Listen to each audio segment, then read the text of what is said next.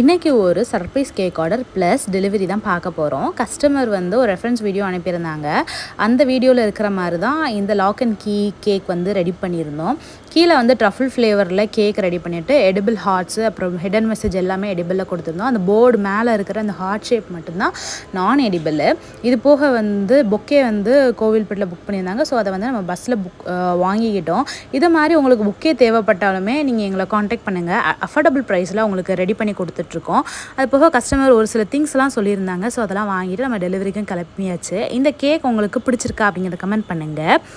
கஸ்டமரோட ஹஸ்பண்டுக்கு ஃபோன் பண்ணி கேட்கும்போது அவங்க ஆப்போசிட்டில் தான் வரேன்னு சொன்னாங்க.